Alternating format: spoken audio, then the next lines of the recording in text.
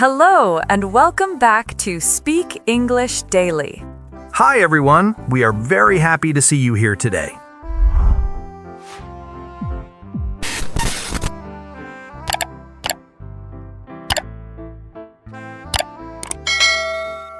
Hello, everyone, and welcome back to Speak English Daily. I'm Anna. And I'm Mike. It's great to have you here with us again.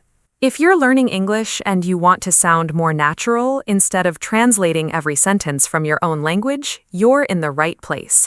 Before we begin, please take a second to like this video, subscribe to the channel, and join us every week for simple, practical English conversations that you can use in real life.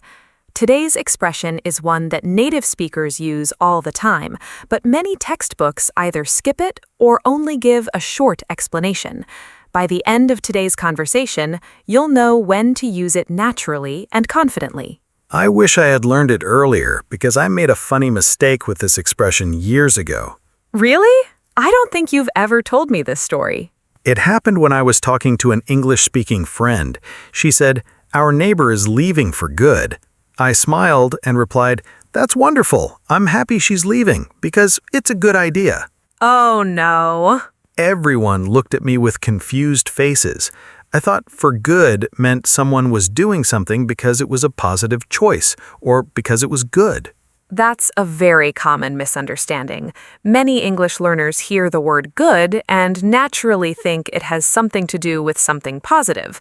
But in this expression, the meaning is completely different. So what does it really mean? When native speakers say someone is leaving for good, they usually mean the person is leaving permanently. They are not planning to come back. It is a final decision. So it means forever? Very often, yes. It can mean forever, permanently, or in a way that is not temporary. It tells us the situation has reached an ending. That's much different from what I imagined. Let's compare a few sentences, because small changes can completely change the meaning. Good idea. Listen carefully. He's leaving. We know he's going somewhere, but we don't know for how long. He's leaving for a week. Now we know he'll come back after 1 week. He's leaving for now. That sounds temporary. Maybe he'll return later. And finally, he's leaving for good. That sounds permanent. He's leaving and doesn't plan to return. Perfect. See how adding two small words changes the whole meaning? It's amazing. Native speakers can change the feeling of a sentence with just one short expression. Let's learn a few useful words that often appear with this phrase. The first word is permanently. Permanently means something lasts forever or continues without ending.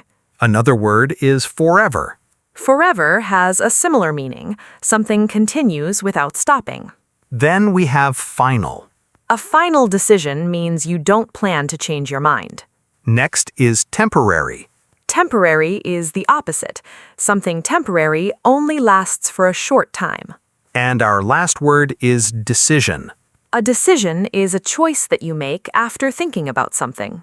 I like learning vocabulary inside real conversations because it's easier to remember. Let's try a few situations. You tell me if for good sounds natural. I'm ready. Someone is moving to another country and has sold their house, their car, and all their furniture. That sounds permanent. I would say they're moving for good. Nice. Someone deletes a game from their phone because they're spending too much time playing it. If they never want to play it again, then yes, they deleted it for good. Great. Someone changes jobs but plans to return to the old company next year. Then I wouldn't use for good because the change isn't permanent. Very good. Last one. A family goes to the beach for a 1-week vacation. Definitely not for good. They're only going for a short holiday. That's the key. Before using this expression, ask yourself one simple question. Is this permanent or temporary? If it's permanent, for good may be the perfect expression. Native speakers use this expression much more often than many English learners realize. And once you start noticing it in conversations, movies, podcasts, and TV shows, you'll hear it everywhere. It's one of those small expressions that can make your English sound much more natural. Once you understand that for good usually means something is permanent, you'll start hearing it in many everyday conversations. One situation where native speakers use it very often is when they're talking about giving up a habit. I've heard people say, I quit smoking for good. That's probably one of the most common examples. When someone says that, they're telling you they don't plan to smoke again. It's not just a short break. They're saying they've made a permanent decision. I notice people don't usually use for good when they're trying something for the first time. That's true.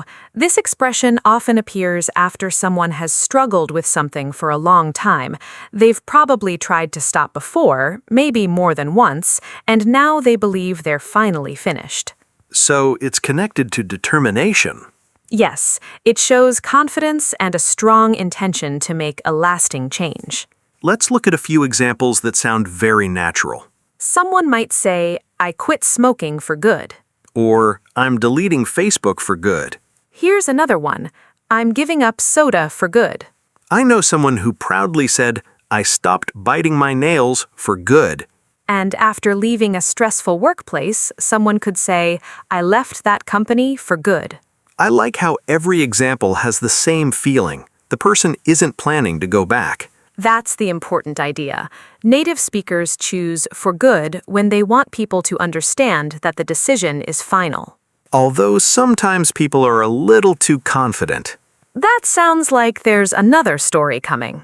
There certainly is. A few months ago, I decided I was spending far too much time playing a game on my phone. Every evening, I told myself I'd only play for 10 minutes, but somehow an hour disappeared. I think many people can relate to that. One night, I became frustrated. I deleted the game and proudly announced to my friends, I deleted it for good. That sounds very dramatic. I even gave a little speech about having more free time and becoming more productive. Let me guess what happened next. 2 weeks later, Don't tell me. deleted it again. Then maybe it wasn't really for good. Apparently not. My friends laughed so much that every time I said I was making a big life change, someone would ask, Are you sure it's for good this time?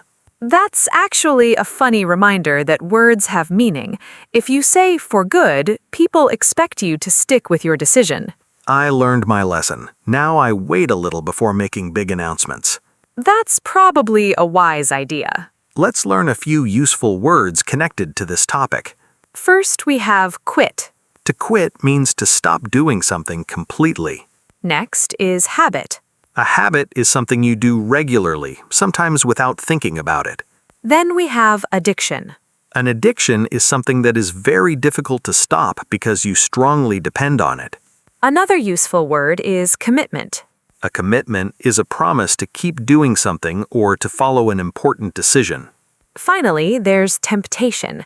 Temptation is the feeling that makes you want to do something even when you know you probably shouldn't. Native speakers also use a few short expressions with the same feeling. One is, this time it's for good. Another is, I'm serious this time. You can also say, I mean it. And if you've completely finished with something, you might simply say, I'm done. Imagine someone says, I'm deleting all those shopping apps. You could ask, really? Then they answer, yes, this time it's for good. Or someone says, I'm done. I mean it. I'm serious this time.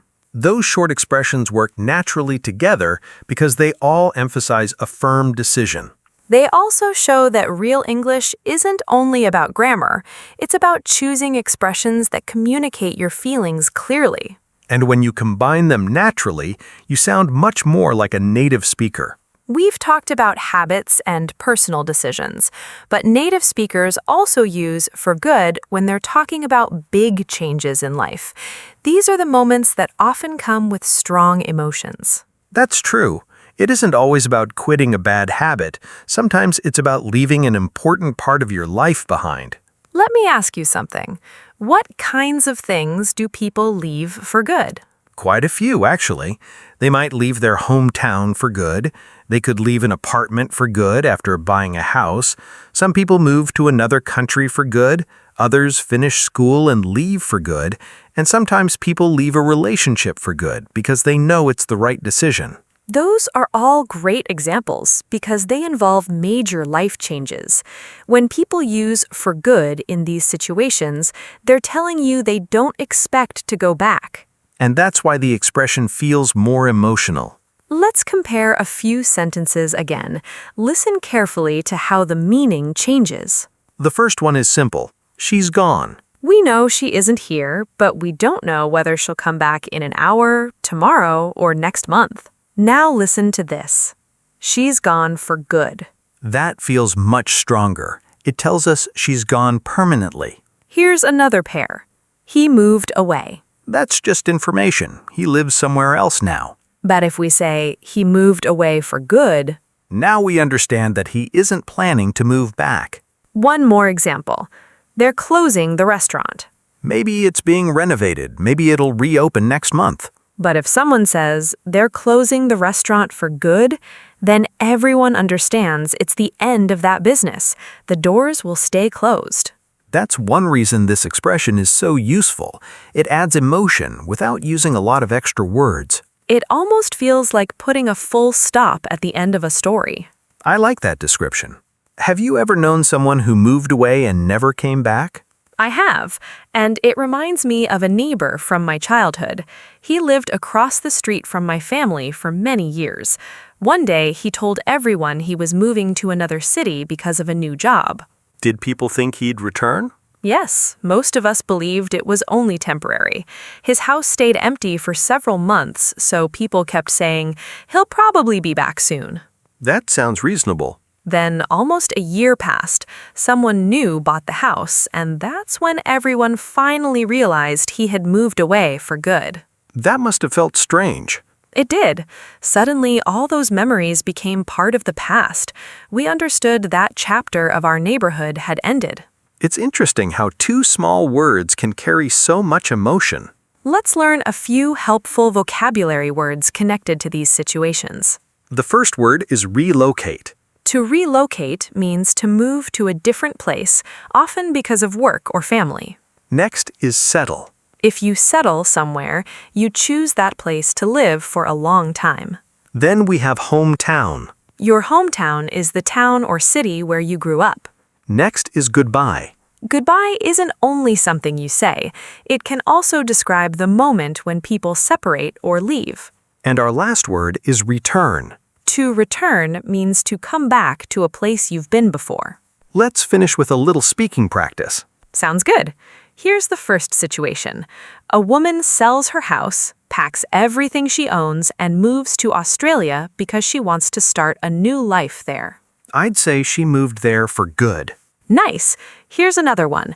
A university student goes home for summer vacation.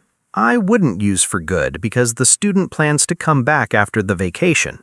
Last one. A family restaurant has its final day after being open for 50 years. That's a perfect situation. I'd naturally say the restaurant is closing for good. The more we practice these situations, the easier it becomes to know when the expression fits naturally. The more examples we hear, the easier it becomes to recognize this expression in real life. One place where you'll hear for good very often is in movies and television. That's true. I never noticed it before I started paying attention, but now I hear it everywhere. Writers love using this expression during emotional scenes because it immediately tells the audience that something feels final. Think about superhero movies. One character might ask, "Is he gone for good?" That's a great example. The speaker isn't asking if the person left for the afternoon. They're wondering if the person has disappeared permanently. Family dramas use it a lot too. After an argument, someone might quietly ask, "Is this over for good?" And that question carries a lot of emotion because nobody knows the answer yet. Romantic movies have similar moments. One friend might say, "I thought they broke up for good." That tells us everyone believed the relationship had ended forever.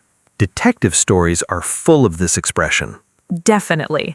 Imagine the police finally catch a criminal. One officer asks, "Do you think he's gone for good?" Or maybe the criminal escapes again and everyone realizes the story isn't finished. Even in everyday life, you'll hear people say things like, the store closed for good. Or the company shut down for good. Those sentences tell us the business isn't reopening, it's a permanent closing. I have a funny story about that kind of surprise ending. Let's hear it. I was watching a TV series with my brother. Near the end of one episode, one of the main characters fell from a very high bridge into a river. That doesn't sound promising. The music became very sad, everyone in the show started crying, and I turned to my brother and said, "Well, I guess he's gone for good." That sounds like a reasonable conclusion. Then we watched the next episode. Let me guess. 5 minutes later, the same character walked into the room smiling. So he wasn't gone for good. Not even close. Somehow he survived everything. TV writers love surprising their audience. After that, my brother started laughing every time I said someone was gone for good. That's a good reminder that sometimes characters return even when everything makes it seem impossible. Let's learn a few helpful words connected to these situations. The first word is disappear. If someone disappears, people don't know where that person is. Next is survive. To survive means to stay alive after something dangerous or difficult. Then we have return. To return means to come back after leaving. Another useful word is dramatic. A dramatic moment is full of strong feelings and excitement. And finally, we have finally. Finally means something happens after waiting for a long time. Here's a listening tip that can really help your English. Native speakers often choose for good instead of simply saying forever. That's because for good sounds more conversational in many situations. It fits naturally into everyday speech. So when you're watching movies, TV shows, or listening to podcasts, don't only listen for the word forever. Listen carefully for good because you'll probably hear it much more often than you expect. And once you recognize it, you'll begin understanding conversations much faster. Now that you've heard how native speakers use this expression naturally, let's talk about some mistakes that English learners often make. I think I know the biggest one already. Go ahead. Many learners think for good means for something good. That's by far the most common misunderstanding. Even though the word good is there, the expression has a completely different meaning. Remember, for good usually means permanently, not for something positive. So if I hear someone say, he left for good, I shouldn't think he left because it was a good idea. That's right. It simply means he left permanently. English has several similar expressions, and that's why learners sometimes mix them up. Let's compare them. First, for good. This means permanently. Next, for the better. That means a situation has improved. Then we have for good reasons. That simply means there were sensible or important reasons. What about good for you? That's completely different. It means something is healthy or beneficial. And good for me has the same idea. Right. It means something benefits you personally. Finally, there's good enough. That means something meets the required standard, even if it isn't perfect. Let's fix a few common mistakes. Someone says, I study English for good. Incorrect. A natural sentence would be, I study English because it's good for me. Here's another one. I exercise for good. Again, that's incorrect. A better sentence is, I exercise for my health. One more. I moved for good job. That doesn't sound natural either. Instead, say, I moved for a better job. Hearing the correct version really helps. Have you ever made a mistake with this expression? I certainly have. Years ago, I proudly told one of my English-speaking friends, I'm learning English for good. What happened? He looked confused for a few seconds and then asked, Do you mean forever or because it's good for you? That's a perfect example of why context matters. Your sentence wasn't clear because for good has its own special meaning.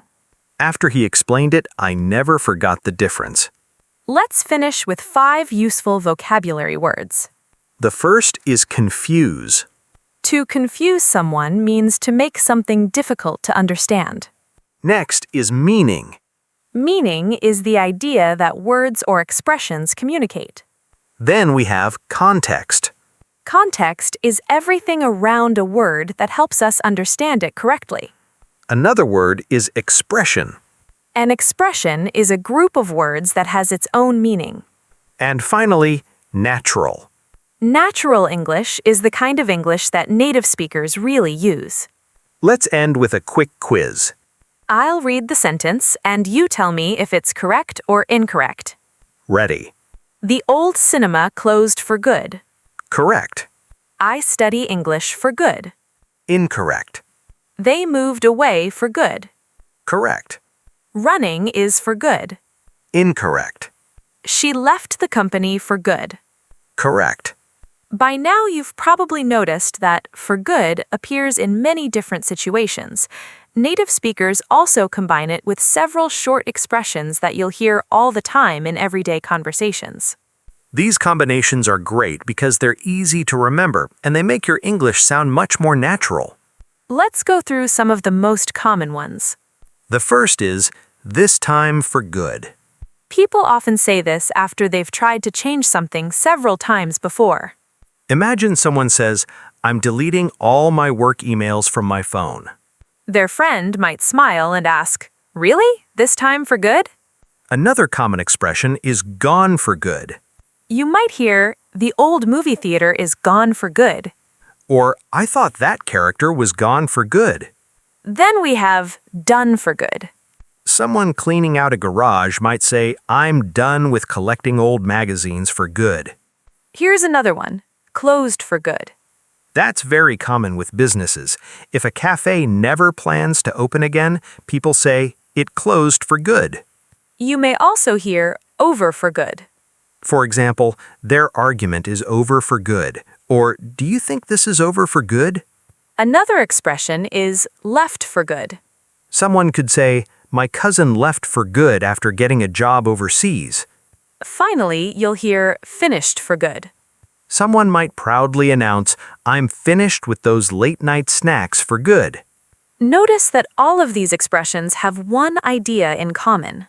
They all suggest something permanent. Let's hear a few short conversations. I'll be the customer. And I'll be the shop owner. Excuse me, when will this bookstore reopen? I'm sorry, it closed for good last month. That's disappointing. I loved coming here. Here's another one between friends. Are you still thinking about going back to your old department? No, I left for good. That sounds like a big decision. Now let's imagine two coworkers. Did Kevin really quit? Yes, he's gone for good. He accepted a job in another city. I wish him the best. Here's one with family members. Dad, are you still keeping those broken bicycles? No, I'm finished with them for good. They're being recycled tomorrow. That garage is finally going to have some space. One more. Two neighbors are talking. Have you seen the Johnson family recently? No, they moved away for good earlier this year. Those short conversations sound very natural because they happen every day.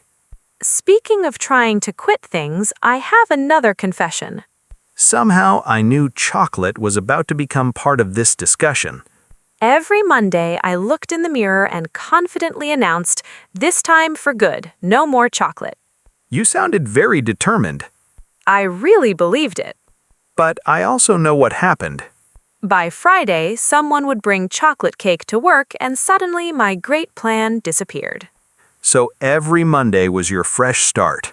And every Friday, my commitment became much weaker. At least you're honest about it. Now I avoid making dramatic promises unless I'm truly ready. That's actually a useful lesson. Let's learn a few words that often appear with these conversations. First, promise. A promise is something you say you'll do. Next is serious. If you're serious, you really mean what you say. Then we have permanent. Permanent means something is intended to last. Another useful word is reopen. Reopen means to open again after being closed. And finally, final. Final means there won't be another change. Let's do one last speaking drill. Sounds good. I say the beginning and you finish naturally. Let's do it. The old factory. Closed for good. My neighbor. Left for good. This Monday. I'm quitting junk food for good. The movie ended and everyone believed the villain was... Gone for good. Great job! Those combinations become easier every time you hear and use them. Before we finish today's episode, let's put everything together in one final conversation. Imagine I ask you this question. What's one thing you'd never do again? I don't think I'd ever stay up until 3 in the morning before an important meeting again. I tried it once, and that experience was enough for me. So you gave up that habit for good. I certainly hope so. What about you? I used to leave everything until the last minute. These days, I start my work much earlier because I realized planning ahead makes life much less stressful. That's a habit worth keeping. Is there anywhere you wouldn't move back to? I once lived in a tiny apartment next to a very noisy road. I have good memories from that time, but I wouldn't choose to live there again. I think I left that place for good. I feel the same about a small hobby I had years ago. I collected old magazines because I thought they might become valuable someday. How many did you have? Far too many. They filled several shelves in my house. What happened? One weekend, I donated almost all of them. It felt wonderful to create more space. So that collection disappeared for good. It did, and I haven't missed it. Looking back, we've covered quite a lot today. We learned that for good usually means permanently or forever. We practiced the pronunciation and saw that it works as a fixed expression. We explored common situations like quitting habits, moving away, ending relationships, and businesses closing permanently. We also talked about mistakes learners often make, especially confusing for good with good for you or other similar phrases. And we saw how movies, TV shows, and everyday conversations use this expression to add emotion and show that something is final. Let's finish with one last speaking challenge. Listen carefully and decide whether for good sounds natural. Number 1, a student goes home for the weekend. I wouldn't use it. Number 2, a bakery closes forever. Perfect situation for closed for good. Number 3, someone deletes a social media account and never wants to use it again. I deleted it for good. Number 4, a family goes on vacation for 10 days. Not natural because it's temporary. Number 5, a woman moves to another country and decides to build her future there. She moved there for good. Before we say goodbye, let's quickly review today's key vocabulary: permanently, forever, temporary, quit, commitment, final, return, habit, decision, and disappear. The more you hear these words together in real conversations, the more comfortable they'll become. And here's one final question for everyone listening. What's one habit, hobby, or bad routine you'd like to stop for good? We'd love for you to think about your answer in English. Small expressions like for good may seem simple, but they're the kind of language that helps conversations sound smooth, confident, and natural. Keep listening, keep practicing, and keep using real English in real situations. That's how fluency grows, one conversation at a time.